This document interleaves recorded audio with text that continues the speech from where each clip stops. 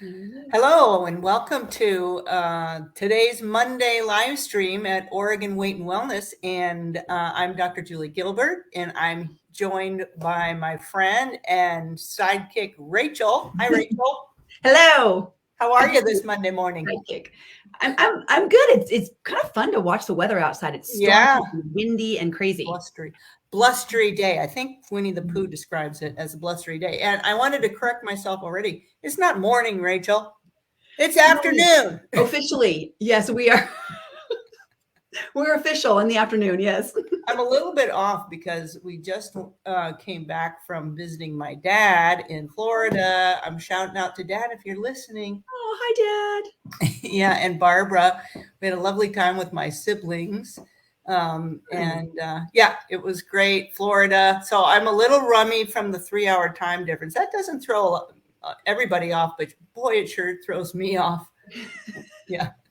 Me too. And yeah, but anyway, we could have a whole nother other session about keeping your schedule while on a vacation or traveling with other people who Yeah. may not have the same kind of food rules that you have. Although I will have to say that my family is pretty aligned when it comes to food choices, healthy choices. And it was so much fun being in the kitchen with my sisters and my sister-in-law chopping up Oh, vegetables, and making our healthy meal together. We had it was very affordable because we all pitched in on a house on the beach, and we ate in the whole time, mhm. and we made all our meals, and we really stuck to the whole foods, which was really beautiful. Like I said, we all kind of follow the same food rules, so that made it really nice. So anyway, it was a great time.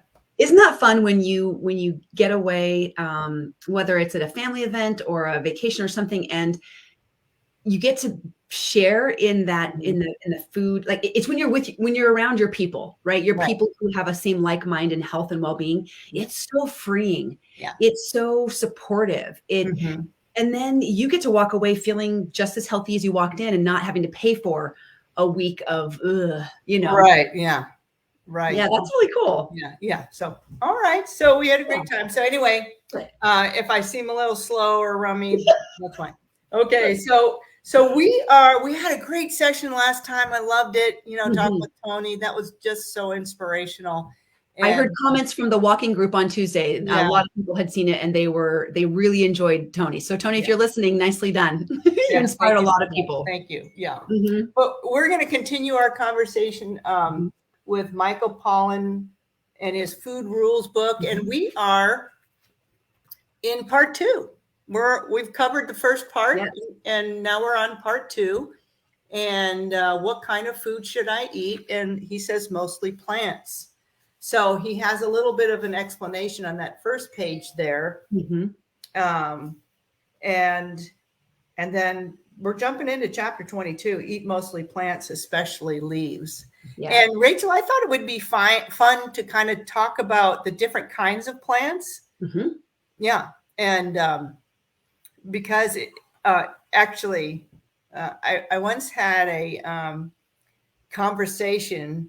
It was a very interesting and lively conversation with a friend of mine who's a farmer, and he's like third generation farmer, and he grows things like cabbage and broccoli and beans and things like that. And we had this very interesting dialogue about actually what is a vegetable and what is a fruit. And he was saying, beans are vegetables, and I wanted to kind of get in there and talk to him about that and what is considered a vegetable, what's considered a fruit. And in my mind, vegetables are the stems and the leaves of a plant. Ah, And then a fruit is what comes after the flower. interesting. Yeah, and a fruit comes after the flower. For example, a lot of people call tomatoes vegetables. Uh-huh. And a lot of people distinguish vegetables versus fruit, whether it's sweet or not, right? Right. Yeah, Right. the sweetness of it. But if we So there may be a couple of different ways to define fruits and vegetables, but yeah, we always call a tomato a fruit, and the tomato comes after the flower. So, so if so something like a radish doesn't have a flower, right? So it would truly be a vegetable, right? Right. Radish is a root vegetable. It's a root vegetable, grows underground. Okay. Right. Gotcha. Yeah. So I think it's fascinating to separate. Like, so celery would be a vegetable because that's the stem, right? Right. And I believe broccoli falls into stem vegetable. There's no flower, but it does come out looking like a flower. Right. So, right. Yeah. And if you let flower, I happen to know this because my broccoli has bolted. I think that's a term.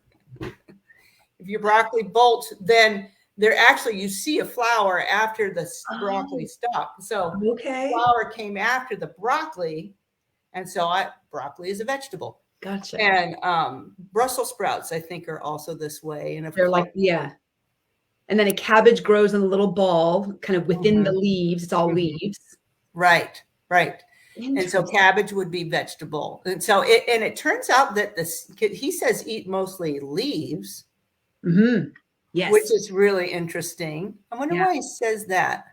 What do you think? Oh, well, the leaves is where, I mean, gosh, there's so much science behind that, but it's the fiber. It's, you're going to have the least amount of calories. So when you're looking at the amount of bulk you can eat for the lower number of calories, you're going to be eating a lot, chewing a lot, the phytochemicals, the sulforaphanes. I mean, it goes into just some really heady nutrition stuff, but he doesn't exactly say exactly why. Right. Unless it's going to come in further chapters. It might come, but I would guess you're exactly right, Rachel, is that your leaves and your stems, I'm going to put stems and leaves together. Yeah. They're going to have the most nutrient dense bang for your buck as far for your calorie buck, I guess. Totally. So you're going to have the most fiber, the most water, and the most minerals and phytochemicals, you were saying. The broccoli, think of those things, the stems that are broccoli, cauliflower, cabbage would be leafy, and Brussels sprouts. Those are all the cruciferous ones that are just packed with good stuff for us, antioxidants and those phytochemicals, the fiber that feeds our gut bacteria, and more water. So those are great for us. And then we get into leaves like kale, spinach, chard, beet greens, arugula, right? These are all different greens. Because I think when you say greens, I think sometimes it stumps people. Truly, they think of just romaine lettuce or iceberg lettuce. That's what I grew up with. Yeah, when I was growing up, Rachel, I was in charge of making a salad. We had a salad. Okay, Dad, if you're listening, we had a salad for dinner every night. Good for us. But what was the salad? It was it was iceberg lettuce. Right, and croutons. Yeah, and ranch dressing.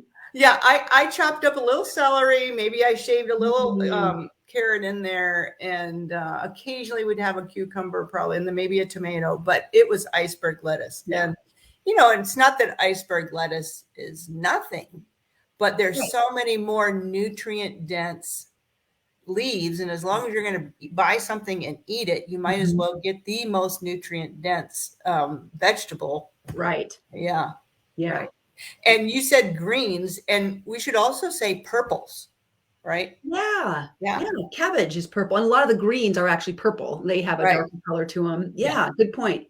Yeah, because they have other phytochemicals. I think they're called, I have to slow down and say this, anthocyanin. I have to slow it down.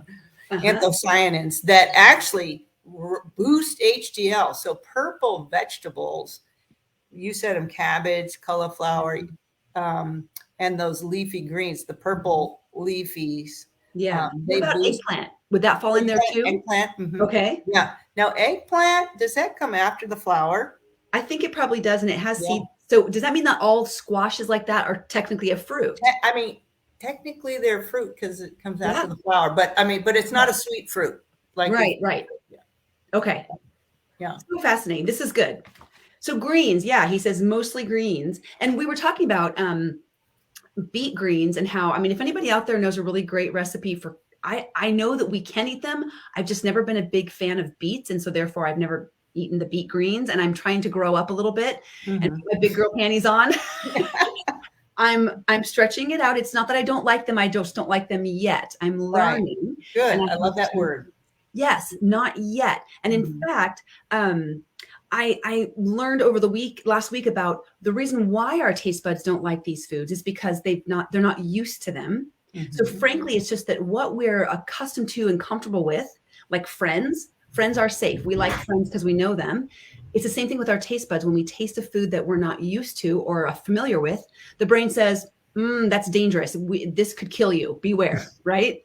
And that's why it takes multiple tryings to accustom the tongue, the taste buds, to a flavor. And then, oh, look at that, didn't kill you. And then now you'll just enjoy it. So there are many things I eat now that I would have sworn I would have never eaten, even a couple years ago. Yeah, exactly. I remember, getting my kids to eat different vegetables or fruits or whatever, and it would take not just one time to introduce it, not 2 times, 10 times, a dozen times at least, to introduce that to their palate before they accepted it. So we have to think of ourselves the same way. And a lot of times when we're getting off the ultra processed foods, right, Rachel, that have hijacked our taste buds, as well as the other parts of our brain. That's right. We have to give ourselves time as we're uncoupling that what has been done in our brain with the hijacking, and reintroduce. And I love the word that you use, Rachel. I don't like it yet. Yeah. So that's great. If you don't like it fresh, maybe you'll like it sauteed. Maybe you'll like it roasted. Maybe you'll like it cut up with different herbs, So being willing to go back to the drawing board, being your own experimenter and scientist, and getting curious and discovering new foods that it could open up a whole new thing, a whole new world for you. Yeah. It's true. There's so much flavor out there that's actually quite phenomenal when you really tap into the nature of it. And like you said, when your taste buds do reaccustom to the natural flavors of food, and it's not being hijacked by ultra processed, tons of sugar, tons of processed oils and sugar, then suddenly food is really flavorful, and herbs take on a whole new. And I know we say this a lot, and you, if you're listening, you've probably heard this a lot, and you think there's no way. Yeah, right. No, it's true. It's I can tell you that for my taste buds right now, if I taste something that's processed, the salt is so overwhelming. I can hardly gag it down with certain foods that are highly processed with a lot of salt. So I've become very, very sensitive to too much salt. Same thing with sugar. I know when there's oil in something. I know when there's sugar in something. You become a discerning palate. So think of it as very fancy. Yes, very discerning palate. That's very right. Discerning palate. Yeah, very good. What else was? It was the same thing. I never thought I'd like. I hated Brussels sprouts as a kid. Yeah, I don't even think my mom bothered buying them because we hated them so much. So, but you know what? I eat them now, and I look forward to them chopped up. I learned that I didn't have to steam them and eat the whole thing. I could slice them up thin. Yep. And then drizzle a little whatever natural olive oil. I don't want to burn that olive oil, but it's just and a little vinegar or something. It's delicious. So delicious. Good. And now I kind of look forward to making sure. And I know the other thing is I know that it's good for me. I know that. So part of that, taking it in and the knowing of it, makes me enjoy it even more. Maybe takes it to another level. Absolutely. That's just really good. There's just so much freedom and feel good to it. I don't feel guilty. I feel good. That's right. Eating this That's food. right. In coaching, we call that identity. It's an Mhm. identity that you've taken on, that I eat Brussels sprouts, and that's empowering, and Right. it means something. It's and when you do eat the vegetables, it's so you in your brain, I eat vegetables, I eat Brussels sprouts, I am a healthy person, right? Yeah. And then we eat those things, and it reinforces what we're already telling ourselves, and there's a harmony. Mhm. Rather than I want to be healthy, but then I'm choosing these bad things, and that's the dissonance, right? We get Right. Right. frustrated with what we're trying to do, we Yeah. want to do, and what we do. Right. So that harmony of what you want to do, what Yeah. you do, and then you enjoy it, is very it's that confidence we get, and it supports your values, right? When we're Mhm. doing things that uphold the values we believe in life, Mhm. all of our values, right?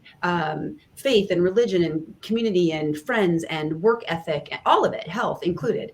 When we uphold those values, we feel very that inner pride, like Mhm. and inner confidence. Right. Yeah. Yeah. Very good. Yeah.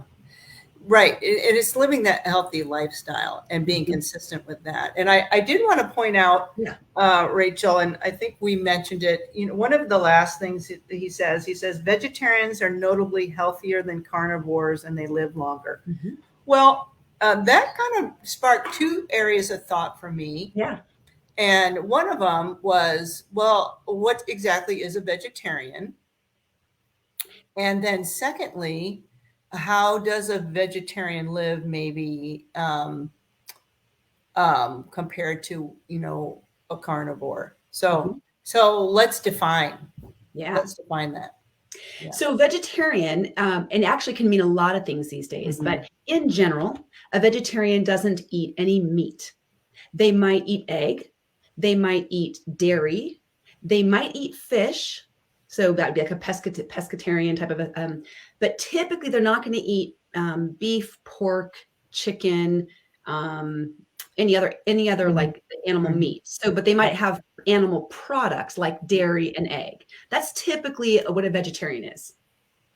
Right. Mhm, Right. And in my mind, mhm, when I've seen these studies about vegetarians and their choices versus maybe someone who eats meat, mhm. it really doesn't differentiate the other parts of the lifestyle. Right, So in my mind, it's not that if you eat meat, you can't live a long, healthy life. right. It's that the whole lifestyle is part of the picture. So usually with someone who chooses to be a vegetarian, they're doing that for health reasons. And then the other parts of their health, Mhm. their activity, their stress, their sleep, also fall in line to your Right. point earlier about being consistent. Yes. Um, versus the group that is usually compared to those, in a study, for example, the Mhm, groups that are called vegetarian versus the group that is called carnivore. mhm. um, Usually they don't there's a whole lifestyle over here, Right. and versus maybe there's not a consistency in lifestyle over here. But That's it right. doesn't mean that you can't eat meat. For example, I eat meat, and it's grass-fed meat, Right. I am also consistent in that lifestyle with my activity, with my sleep, with my stress management, along with the whole foods. So Right. anyway, I just wanted to point that out. Yeah, I think that's a really great point that that typically people who choose to become vegan or vegetarian is for, like you said, a health reason, and then they're also following a list of other Mhm, healthy options and mhm, choices because they're choosing to live a more healthy lifestyle in general, and that mhm. comes with that's a whole bundle, right? It's a Right. package deal. Yeah. So great point. Yeah, but anyone, no matter what you're eating, you can always be choosing healthier options, getting better sleep, um, managing your stress and your mindset and Mhm, your relationships, and mhm. whether or not you're doing drugs or alcohol or smoking or these addictions, right? All of these are those healthy things we can choose anytime, Right. regardless of what we eat. Yeah. And that's exactly what we do at Oregon Weight and Wellness, right, Yeah. Rachel? We're coming alongside wherever you are, whether you choose to be vegetarian, pescatarian, That's right. or Yeah. we're trying to help you improve the quality of the food that you eat, and understand why you want to choose that. And then also, we're looking at the other aspects of your life and helping you figure out the barriers. Well, why, if I'm not exercising, what's getting in my way? Those kind of things, and overcoming those things. So that's what we do. So if you have questions about that, please call us at Oregon Weight and Wellness at 971-273-7143. We'd be happy to talk with you and answer you and introduce you to our program. So Rachel, Yes. what's on the docket for tonight? The docket for tonight is a big giant salad. Of course, I always have salad going in the fridge. It's like my super fridge. There's always a giant base salad. I talk to a lot of the patients who I coach with. We talk about base salad. Keep a base salad in your fridge all the time, and I'm just constantly adding more stuff to it. So I always have that big half of my plate full of a salad, and then the main part of the dinner is going to be some sweet potato with roasted tofu and those squash, the delicata squash, and I'm going to actually roast some cranberries. It's going to be. I'm getting into like the Thanksgiving mode. So wonderful! Ooh, fall. Yeah. Well, I'm also doing fall fare. That sounds delicious. I've never roasted cranberries. It'll be my first time. So you're not talking about the cranberry that came in a can.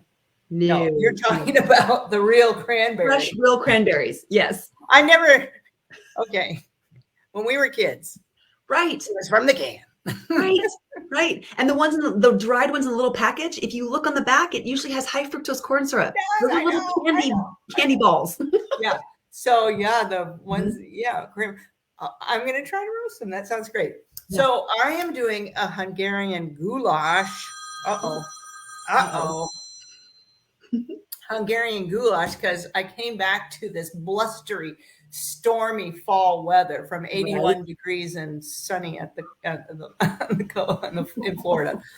So, I'm chilling now. I got my and it has all kinds of vegetables. Well, it's tomato base and onion and garlic and caraway seeds in it. So that'll be interesting. Yes. But also rutabaga, which I'm going to have to go to the store and get on my way home because came home and the fridge is bare. So, rutabaga. We didn't talk about root vegetables, but we'll have time another time. We'll talk about above versus below the ground vegetables, right? How they store energy. Another conversation. But anyway, back to the goulash.